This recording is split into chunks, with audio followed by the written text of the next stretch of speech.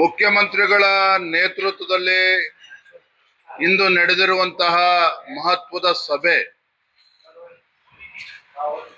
ಕಬ್ಬು ಬೆಳೆಗಾರರು ಹಾಗೂ ಕಾರ್ಖಾನೆ ಮಾಲೀಕರ ಸಭೆಯಲ್ಲಿ ತೆಗೆದುಕೊಂಡಿರ್ತಕ್ಕಂಥ ಮಹತ್ವವಾಗಿರುವಂತಹ ತೀರ್ಮಾನ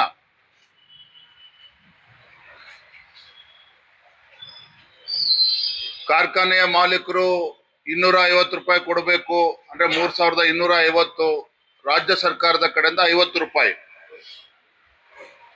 ಮುಖ್ಯಮಂತ್ರಿಗಳ ನೇತೃತ್ವದ ಸಭೆಯಲ್ಲಿ ಮಹತ್ತರ ತೀರ್ಮಾನ ಏನಾಗಿದೆ ನಾನು ಸ್ವಾಗತ ಮಾಡ್ತೇನೆ. ಏನು ಕಳೆದ ಕೆಲವು ದಿನಗಳಿಂದ ಬೆಳಗಾವಿ ಜಿಲ್ಲೆಯ ಮೂಡಲಗಿ ತಾಲೂಕಿನ ಕುರ್ಲಾಪುರ ಕ್ರಾಸ್ನಲ್ಲಿ ಕಬ್ಬು ಬೆಳೆಗಾರರು, ರಾಜ್ಯ ರೈತ ಸಂಘ, ಹಸಿರು ಸೇನೆ ಏನು ಹೋರಾಟವನ್ನ ನಡೆಸಿದ್ರು ಶಾಂತಿಯುತವಾಗಿ. ಈ ಒಂದು ರೈತ ಸಂಘಟನೆಗಳು ಮತ್ತು ಕಬ್ಬು ಬೆಳೆಗಾರರ ಹೋರಾಟಕ್ಕೆ ಸಂದ ಜಯ ಅಂತ ಹೇಳಿ ನಾನು ವಿಶ್ಲೇಷಿಸೋದಕ್ಕೆ ಇಚ್ಛೆ ಪಡ್ತೇನೆ. ಬಹುಶಃ ಇವತ್ತೇನು ಸಭೆ ಕರೆದಿದ್ರು ಮಾನ್ಯ ಮುಖ್ಯಮಂತ್ರಿಗಳು,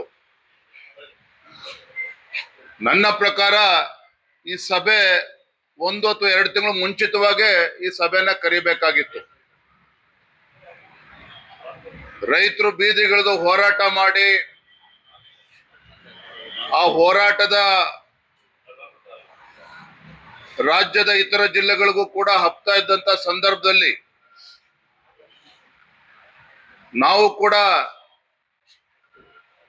ಹೋರಾಟ ಸ್ಥಳಕ್ಕೆ ಭೇಟಿಯನ್ನು ಕೊಟ್ಟು ಆ ಹೋರಾಟಕ್ಕೆ, ರೈತರ ಹೋರಾಟಕ್ಕೆ ಬೆಂಬಲವನ್ನು ನೀಡಿ ತದನಂತರದಲ್ಲಿ ರಾಜ್ಯ ಸರ್ಕಾರ ಎಚ್ಚೆತ್ತುಕೊಂಡು ಇಂದಿನ ಸಭೆಯನ್ನ ಕರೆದಿದ್ರು ಮುಖ್ಯಮಂತ್ರಿಗಳು.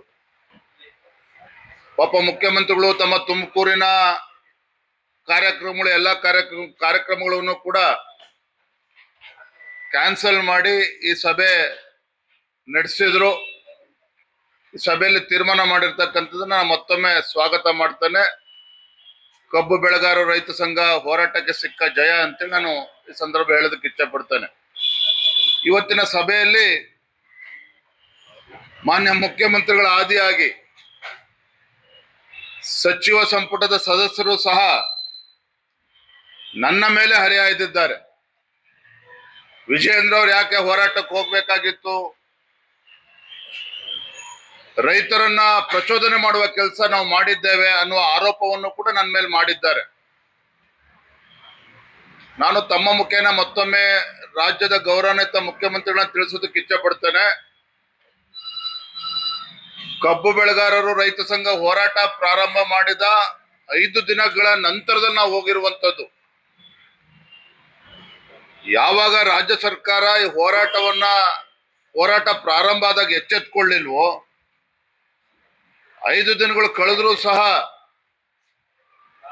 ಉಸ್ತುವಾರಿ ಸಚಿವರಾಗ್ಲಿ, ಸಕ್ಕರೆ ಖಾತೆ ಸಚಿವರಾಗ್ಲಿ, ಯಾವ ಸಚಿವರು ಕೂಡ ಹೋರಾಟದ ಕಡೆ ತಿರುಗೂ ನೋಡ್ಲಿಲ್ವೋ,